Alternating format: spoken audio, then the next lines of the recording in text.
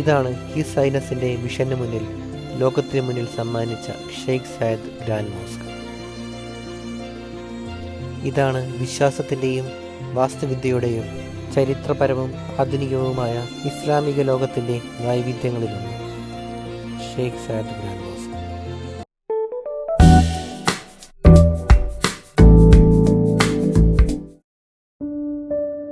അങ്ങനെ അണ്ടർഗ്രൗണ്ടിലെ കാഴ്ചകളൊക്കെ കണ്ട് നമ്മൾ നേരെ എത്തുന്നത് ഷെയ്ഖ് സയദ് മോസ്കിൻ്റെ നടുമുറ്റത്താണ്. ലോകത്തിലെ തന്നെ ഏറ്റവും വലിയ മൂന്നാമത്തെ മോസ്കുകളിൽ ഒന്നാണ് ഷെയ്ഖ് സയദ് ഗ്രാൻഡ് മോസ്ക്. അതിബൃഹത്തായ മോസ്ക് ഞാൻ എൻ്റെ ക്യാമറയിൽ ഒതുക്കാൻ ശ്രമിച്ചെങ്കിലും പറ്റിയില്ല. 4 കൂറ്റൻ മിനാരങ്ങളും 82 ഡോം അഥവാ മകുടങ്ങളും ഉൾപ്പെടുന്നതാണ് ഈ അത്ഭുത നിർമ്മിതി. ഇതിൻ്റെ ചുറ്റിലുമായി റിഫ്ലക്റ്റിംഗ് പൂളും നമുക്ക് കാണാൻ പറ്റും. ഈ പൂളിലെ രാത്രി കാഴ്ച അതിമനോഹരമാണ്.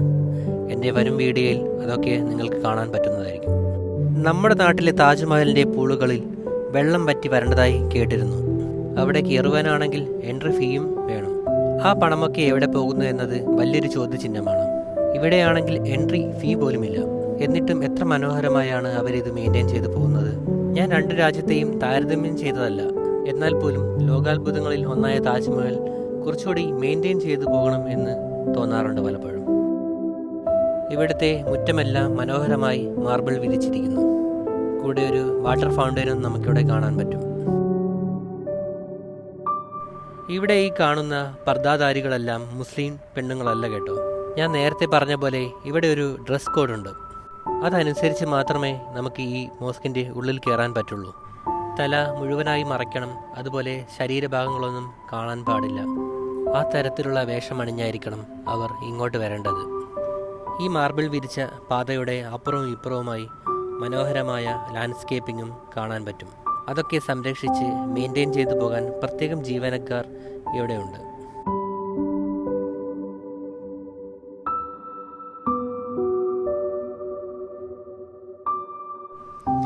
ഇതാണ് മോസ്കിനുള്ളിലേക്കുള്ള വഴി. ഇവിടെ ഫോട്ടോ എടുക്കുവാൻ പ്രത്യേകം ഡെഡിക്കേറ്റഡ് ആയിട്ടുള്ള സ്പോട്ടുകളുണ്ട്. അവിടെ നിന്ന് മാത്രമേ ഫോട്ടോ എടുക്കാൻ അനുവദിക്കുള്ളൂ. ഈ ഒരു റിഫ്ലക്റ്റിംഗ് പൂൾ മോസ്കിൻ്റെ ഭംഗി കൂട്ടുന്നതിൽ പ്രധാന പങ്ക് വഹിക്കുന്നുണ്ട്. ഇതാണ് എൻട്രൻസ്. സ്ത്രീകൾക്കും പുരുഷന്മാർക്കും പ്രത്യേകം എൻട്രൻസ് ഒന്നും ഇവിടെയില്ല. വിശുദ്ധിയുടെയും സമാധാനത്തിൻ്റെ നിറമായ വെള്ള നിറമാണ് മോസ്കിന് കൊടുത്തിരിക്കുന്നത്. അത് എല്ലായിടത്തും റിഫ്ലക്റ്റ് ചെയ്ത് നിൽക്കുന്നതായി കാണാൻ പറ്റുന്നുണ്ട്. ഈ ഒരു വെള്ളത്തൂണുകളെല്ലാം ഈന്തപ്പനയിൽ നിന്ന് പ്രചോദനം ഉൾക്കൊണ്ടാണ് നിർമ്മിച്ചിട്ടുള്ളത്. ഈ തൂണുകളൊക്കെ മാർബിളാൽ ആവരണം ചെയ്തിരിക്കുകയാണ്.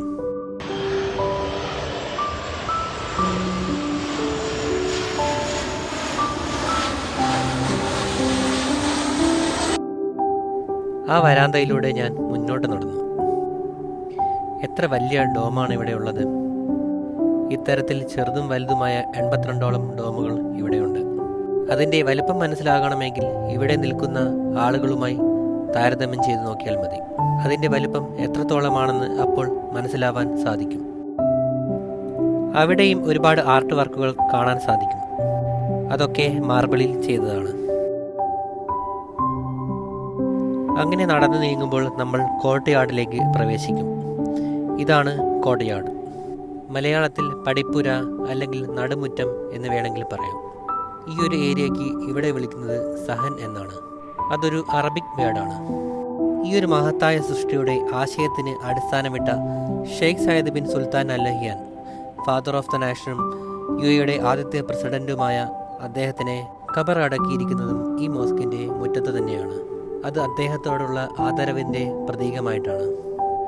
ഈ കോർട്ട്യാർഡിൻ്റെ ചുറ്റിലുമായി ആയിരക്കണക്കിന് തൂണുകൾ നമുക്ക് കാണാൻ പറ്റും. ഈ ഒരു മുറ്റത്തിനും ഒരു പ്രത്യേകതയുണ്ട്. ലോകത്തിലെ ഏറ്റവും വലിയ മാർബിൾ മൊസൈക്ക് ആർട്ട് വർക്കുകളാണ് ഇവിടെയുള്ളത്. ഏകദേശം 17,400 സ്ക്വയർ മീറ്ററാണ് ഇതിൻ്റെ വലിപ്പം. കണക്ക് പ്രകാരം 31,000 പേർക്ക് ഒരുമിച്ചിരുന്ന് പ്രാർത്ഥിക്കാൻ ഇവിടുന്ന് പറ്റും. റമദാൻ ഈദ് സമയങ്ങളിലാണ് അത് തുറന്നു കൊടുക്കാറുള്ളത്. മോസ്ക് എല്ലാ ദിവസവും വിസിറ്റേഴ്സിന് അലോഡാണ്. രാവിലെ 9 മുതൽ രാത്രി 10 മണി വരെയാണ് വിസിറ്റേഴ്സ് ടൈം. വെള്ളിയാഴ്ചകളിൽ മാത്രം ഉച്ചയ്ക്ക് 12 മണി മുതൽ 3 മണി വരെ വിസിറ്റേഴ്സ് അലോഡല്ല. ജുമായുടെ സമയമായതുകൊണ്ടാണ് അങ്ങനെ. New Zealand, Morocco, Egypt, Turkey, Greece, Pakistan, Italy, Germany, Austria, China, India എന്നിവിടങ്ങളിൽ നിന്നാണ് മോസ്കിലേക്കുള്ള നിർമ്മാണ വസ്തുക്കൾ കൊണ്ടുവന്നത്. കണക്ക് പ്രകാരം 3000 ജോലിക്കാരും 86 കോൺട്രാക്ടിംഗ് കമ്പനിയും ചേർന്നാണ് ഈ മോസ്ക് നിർമ്മിച്ചിട്ടുള്ളത്. 13 വർഷമെടുത്തു ഈ ബൃഹത്തായ സൃഷ്ടിയുടെ നിർമ്മാണം പൂർത്തിയാവാൻ. കാഴ്ചകളൊക്കെ കണ്ട് വരാന്തയിലൂടെ ഞാൻ മുന്നോട്ട് നടന്നു. ഈ തൂണുകളൊക്കെ മോസ്കിൻ്റെ ഭംഗി കൂട്ടുന്നതിൽ പ്രധാന പങ്ക് വഹിക്കുന്നുണ്ട്. എത്ര മനോഹരമായാണ് ഇതൊക്കെ മാർബിളിൽ കൊത്തിവെച്ചിട്ടുള്ളത്. മുന്നോട്ട് നീങ്ങുമ്പോൾ ഈ തൂണുകളുടെ നിര അവസാനിക്കുന്നില്ല എന്ന് തോന്നിപ്പോകും.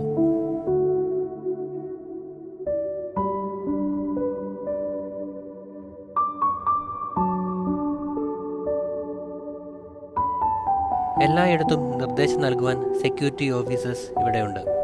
അധിക പേരും നമ്മുടെ നാട്ടിൽ നിന്നുള്ളവരാണ്. അവരുടെയൊക്കെ യൂണിഫോം എടുത്തു പറയേണ്ട ഒന്ന് തന്നെയാണ്. സമയം വൈകുന്നേരം 5:30 മണിയായിട്ടുണ്ട്. ആ സൺസെറ്റിൻ്റെ ഭംഗി ഈ മാർബിളിൽ തട്ടി റിഫ്ലക്റ്റ് ചെയ്യുന്നത് കാണാൻ പറ്റും. ആ കാഴ്ച ഒരു പ്രത്യേക ഭംഗിയാണ്. ഒരു റിലീജിയസ് ഹബ്ബ് എന്നതിലുപരിയായി ഒരു മഹത്തായ സൃഷ്ടിയുടെ നിർമ്മാണ വൈവിധ്യം കാണാനും ഒരുപാട് പേർ ഇവിടെ വരുന്നുണ്ട്. ഇതാണ് ഫോട്ടോ സ്റ്റോപ്പ്. ഞാൻ നേരത്തെ സൂചിപ്പിച്ച പോലെ ഇവിടെ ഫോട്ടോ എടുക്കുവാൻ പ്രത്യേകം സ്പോട്ടുകളുണ്ട്. നിർമ്മാണം പൂർത്തിയായി 15 വർഷം കഴിഞ്ഞെങ്കിലും ഇപ്പോഴും മോസ്ക് വെട്ടിത്തിളങ്ങി നിൽക്കുന്നുണ്ട്. രാവും പകലുമായി ജോലി ചെയ്യുന്ന ഒരുപാട് പേരുടെ എഫേർട്ടിൻ്റെ ഭാഗമായാണത്. വരാന്തയിലെ കാഴ്ചകളൊക്കെ കണ്ട് ഞാൻ നേരെ നടന്നു വന്നത് പ്രധാന പ്രാർത്ഥനാ മുറിയുടെ എൻട്രൻസിലേക്കാണ്. ഇവിടെ മനോഹരമായ ഒരു ഷാൻഡിയർ നമുക്ക് കാണാൻ പറ്റും. ഇത്തരത്തിൽ ചെറുതും വലുതുമായ 6 തൂക്കുവിളക്കാണ് ഇവിടെയുള്ളത്. അതിനു ചുറ്റുമായി മനോഹരമായി ഡിസൈൻ ചെയ്തിരിക്കുന്ന മാർബിൾ ചുമരുകൾ ഇവിടെ കാണാൻ പറ്റും. ആ മാർബിൾ ചുമരിനും ഒരു പ്രത്യേകതയുണ്ട്.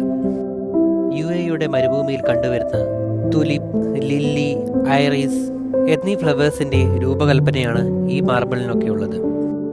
അതൊക്കെ മനോഹരമായി ഇവിടെ കൊത്തിവെച്ചിരിക്കുന്നു. ഒരുപക്ഷെ വാക്കുകൾക്കും അതീതമായിരിക്കും അതിൻ്റെ ഭംഗി.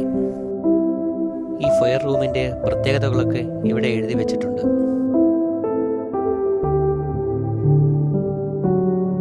ഈ കൊത്തിവെച്ചിരിക്കുന്ന ഫ്ലവേഴ്സൊക്കെ 3D രൂപത്തിലാണെന്നത് മറ്റൊരു പ്രത്യേകത കൂടെയാണ്. ഫയർ റൂമിലൂടെ നേരെ നടന്നു ചെല്ലുന്നത് പ്രധാന പ്രാർത്ഥനാ മുറിയിലേക്കാണ്. വിശുദ്ധി കൊണ്ടും മറ്റ് പ്രത്യേകതകൾ കൊണ്ടും ഈ മുറി സമ്പന്നമാണ്. അവിടുത്തെ കാഴ്ചകളും വിശേഷങ്ങളും അടുത്ത വീഡിയോയിൽ കാണാം. അതുവരേക്കും ബായ്.